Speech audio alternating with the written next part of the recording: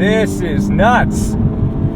Welcome back, I'm Tedward, and today is the day that we drive the FL5 Honda Civic Type R. We're driving it in championship white. This is, in fact, the vehicle in the same color that I will be buying. And inside the car, we've got our good friend, our other POV buddy, the Topher, Chris Amos. We love having a great passenger and another driver that we can trust.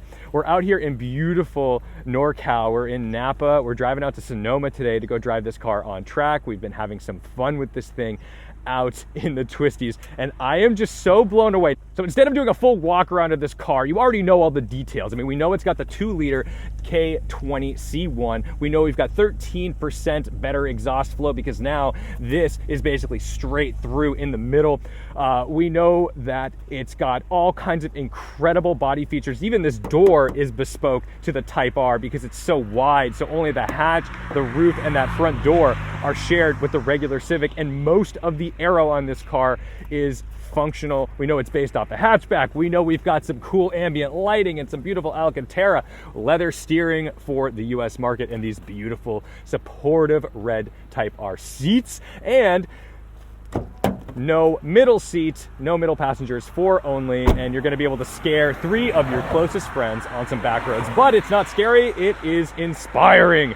So let's get out there, drive this 315 horsepower turbocharged monster on some fun back roads and see if it lives up to the hype, because this is one of the biggest hype wagons of the modern era. We love it. Yeah, we've got our friends going by. Love to see it. Clutch still very light, just like the SI.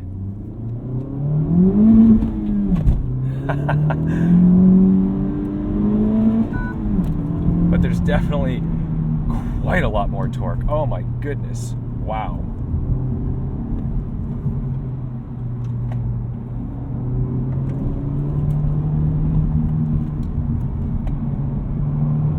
Just immediately struck by confidence.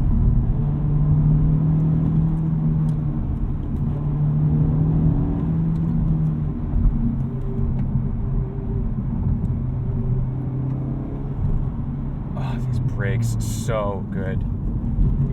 Rev matching system definitely superior to the SI, that's for sure. I'm gonna move this around just a little bit.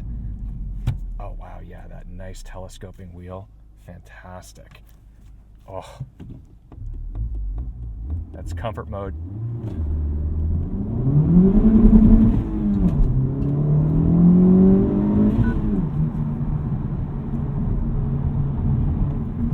Somehow, Honda has made something so intuitive and easy to jump in and just flog. I mean, this really is Porsche levels of driving experience in a front-wheel drive machine. I just don't want to hear any of it. You know, I don't even care. You can comment all you want and say, well, it's front-wheel drive. That's, you know, not a real sports car, but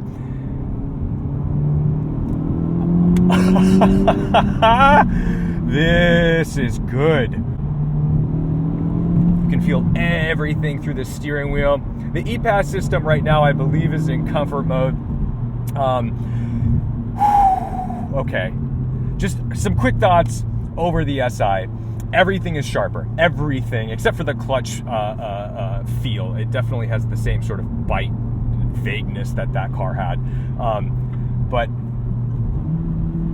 that rev matching system is insane. Oh my goodness.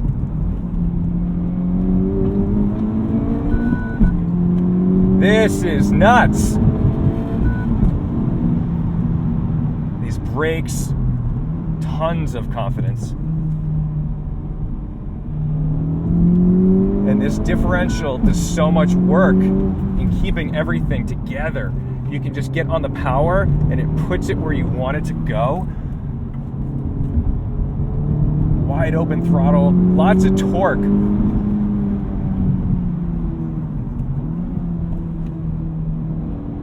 Oh, I feel so lucky to be able to own one. This is good. This is good. I know this is just like a first impressions video, guys. But once in a while, even I kind of forget what's good about driving because we just drive everything. And you got to find the joy in cars that sometimes you don't even like. That's just not the case with this thing. Like, I'm not like picking things I like around the package. This is the real deal. So let's try plus R mode, which is going to firm everything up, which makes me a little nervous, but we're just going to do it anyway. We'll let these folks get ahead of us. This shifter, my goodness, everything is just so easy.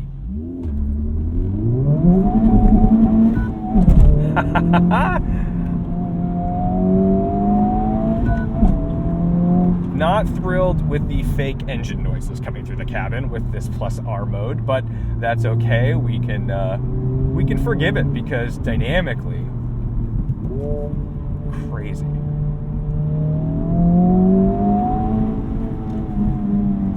Dip it into the camber, into the power early. Love it. Oh my goodness.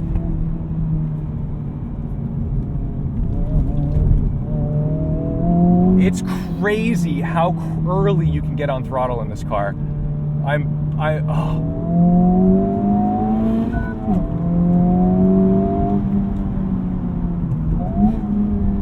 in love with these brakes. This is something that the SI is not giving me in terms of confidence because the brakes on this car are just absolutely mega. Let's do like a little bit of a 60 to 0 on a not so perfect environment. There's 60, and we're just gonna stand on them. Wet does the job.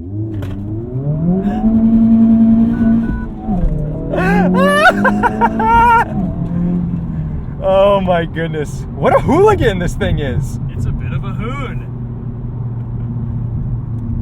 Wow, wow, wow. Christopher Topher. Oh my goodness. Let's go back to it again. That's the end of the good stuff. This is incredible. Oh my, I'm like blown away. Yeah, I'll turn around. This is nuts. Yeah. The way this feels light and nimble, and that you can just chuck it in with, I mean, it's greasy out. We are annihilating corners on fairly unforgiving pavement, and yet it just takes it and runs with it. Kudos to Honda. Not a single video that I have watched has communicated what I just felt. I've watched Best Motoring, I've watched The Straight Pipes, I've watched Throttle House, I've watched Max Verstappen drive the damn car. None of it has been emblematic of what I just felt on this back road right now. First impressions. So the steering, I think I'm in plus R mode right now, so the steering gets a little weighted. But the thing that is a big change, because we, just wiggle your butt a little bit. The big change between this and an SI is that the car is just flat constantly. The SI, it rolls a little bit. It gives you sort of that pendulum effect. It rolls over the center of the car, essentially. This car, it's there, it's not. There's a rock on the road, oh, we missed it. Oh, we missed it. Like, it's just perfect. You really feel that extra track width. Yeah, and despite the fact that, it's an EPAS system, an electric power assisted steering, it doesn't take away from my confidence in knowing what's going on with the road surface. And on a day like this, it doesn't get any more truthful because we are legitimately in conditions where the road surface is ever changing. There's shade, there's sunlight.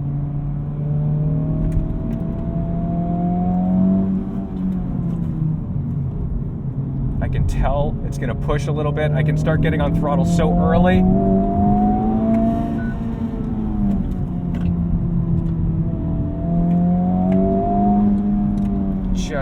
Oh man. And it begs for more. Like I'm pushing reasonably hard and it's just like, do it, Tom, do it.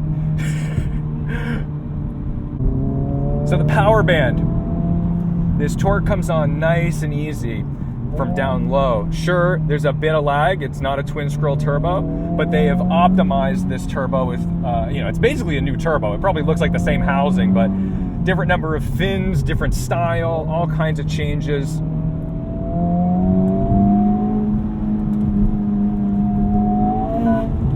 little understeer. But you feel it immediately. You can just dive out of it and it corrects. There's no question about it. Wow. What a car. What a car.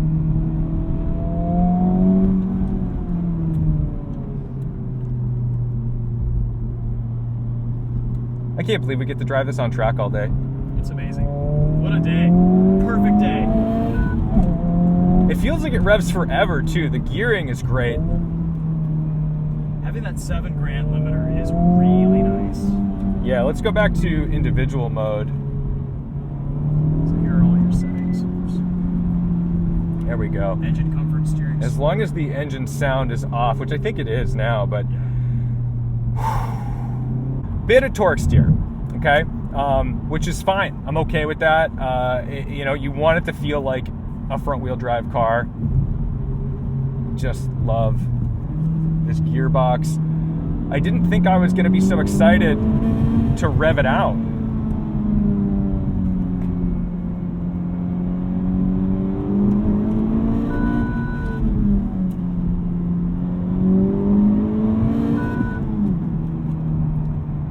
I gotta say, it just gives you confidence, man.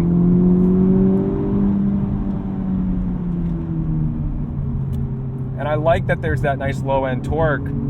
For the most part, it's mid-range. It's low mid-range. We're not gonna call it low-end, all right? We'll say, you know, 3,500 RPM. Things are starting to really boogie. Hey, boys. Oh, man.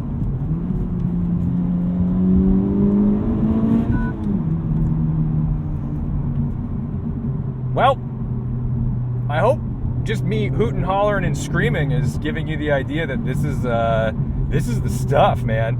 I did not get this kind of confidence in the FK8 the way I'm getting it in this car. And it's not because the FK8 wasn't capable.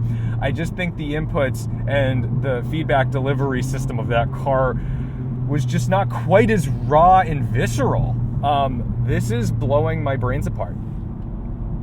I'm just so happy. And I gotta tell you, you know, I'm in my early 30s, my mid 30s, and I thought I would be driving a GT3 by now. I thought one of my big car purchases would be like a 991.2 GT3 or even a 997.2 GT3. And here I am buying Hondas. But what I've got to tell you is that for under $45,000, this is the stuff. This is the stuff that I'm not disappointed to be buying. This is the stuff that I'm proud to be buying. And it makes me want for almost nothing, which is crazy. As a car enthusiast, to want for nothing in a car for like $45,000, this is just maybe one of the most outrageous bargains out there. I don't want to hear anything about money anymore because I got nervous because I'm buying this car, and I got nervous when I saw the price tag. I thought it was going to be $39,900 or maybe $41,000 when I saw that after destination we're at, you know, mid $44,000. That made me nervous. I thought, ooh, that might be too much for a Civic. And yet, a test drive, that's out the window. This is so much more than just a Civic. This is a genuine sports car, and I think that's what I hope is communicated in this first drive impression. We'll be respectful of our little friend here, but maybe it's cool to toge a couple little white Type R's. All right, I am always, whenever I get in the passenger seat with you on a road like this, I'm always just blown away at your confidence behind the wheel and your speed and your effortlessness. Like, all right, maybe I can drive on track. I can't drive like this on a back road. And this Type R, man, it's a testament to how good it is for you to be able to just jump right in, be comfortable with it, push it. I mean, this is easily a 10/10ths car, but it's also just so good everywhere in between. It's blowing my mind right now. I've been speechless this whole drive. One, because I wanted to let you say what you got to say, but two, this thing's amazing. This is unbelievable. And the best part is just getting behind the wheel too. It's a dopamine hit in all the right places. For a driving enthusiast, for someone who wants all the feedback, all those little tactile bits from your car, this delivers. And it's also well matched too. The shifter, the steering feel, the inputs, the engine, it all just comes together. Oh man. And you said it, like I think it's as exciting to drive as some of Porsche's GT products. Doesn't make the sound, doesn't make the noise, but the rest of it is all there. And that little bit of slip that you get from a four-wheel drive car with this power level makes it more exciting, more engaging, more fun. I like that it torque steers. I like that traction control is a bit liberal and kind of lets you get some wheel spin out of it. You can feel that understeer on throttle. You can feel it kind of rotate off throttle or trail braking into a corner. You can't see, but I'm just smiling like an idiot right now. I'm just so happy. It's time to talk about the Civic Type R as a normal road car, because as much as this is going to be your canyon carving monster and your Sunday track day toy to embarrass some of your friends with M3s, which frankly I'm so excited to do. It's also your daily driver. That's the point of this car. It is all things to all people. And it still suffers from the same sort of like road noise, if not maybe even a little more, given the fact that we're on a 265 section Michelin PS4S. And the PS4S is not usually necessarily a loud tire, but it's more rubber, it's more stuff happening, and these also aren't the best roads. So when I get my car back in Massachusetts, we'll play with that a little more. But yeah, you still have that, typical Honda sort of intrusive road noise. Road manners wise though, I do find this car to be so much easier to drive because it doesn't have the rev hang that the SI has. Everything is just a little bit sharper and a little more visceral, so those gear changes feel a little more natural. And one of the big things is just starting out from a dig. When you start from a stop, this car is easier to modulate that throttle. It's easier to do that first gear rollout than in the standard manual Civics. And that's a testament to why I like driving fun little sports cars. One of the reasons why like a Caterham 7 is one of my favorite cars isn't just because it's a lightweight sports car. It's just because every input I make with my foot in my hands does something. And I feel like there's very little in the way between me and the car with this Type R. And that is quite unique in 2022. Most cars have so much invasive computer systems, things that are trying to prevent you from burning too much fuel or creating scenarios where NO2 is released by not snapping the throttle shut when you get off the throttle. But this car is just so responsive. Like, watch this. I'm going to be a little annoying for a second, but on throttle, off, on. And this is comfort mode. It's comfort mode, but like just get an idea of the fact that that is not giving me that rev hangy, sit there, blah, blah, blah. Like I just want to give you a vibe by driving like a jerk because I feel like sometimes that's the only way to do it on camera. No drivetrain slop. Yeah, man, this thing is tight. It's no joke when I'm comparing this car to like Porsches. I genuinely think any hater who drives this car, they're either gonna eat crow and they're gonna speak its praises, or they'll never talk again. They'll just never talk again. This thing is such a joy to drive. You can place it anywhere. The fact that I just ran out to Sonoma, ran a racetrack I've never been on before, and this thing just absolutely rips. It's a joy, and I think its road manners on and off track unbelievably capable. I'm excited to be able to drive this as my daily driver. It doesn't feel too stiff. It's certainly stiffer than the SI, but it's also more precise than the SI. And everything comes at a cost. But unfortunately, or fortunately, the cost of this isn't so severe that you're gonna wanna put it in the garage and drive something softer day to day. So thank you guys so much for watching, liking, commenting, and subscribing. Thanks to the Topher for being my epic, awesome co-pilot and co-driver today. We had a lot of fun playing tag, and I'm so thrilled about this car. I'm so thrilled about the fact that it has matched the hype. Don't forget to respect the drive, and I'll see you in the next one.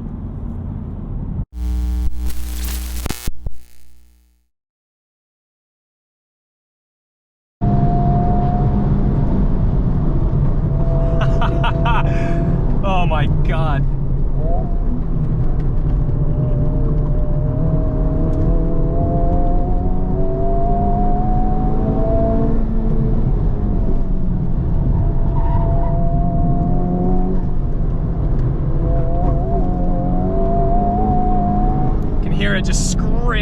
traction.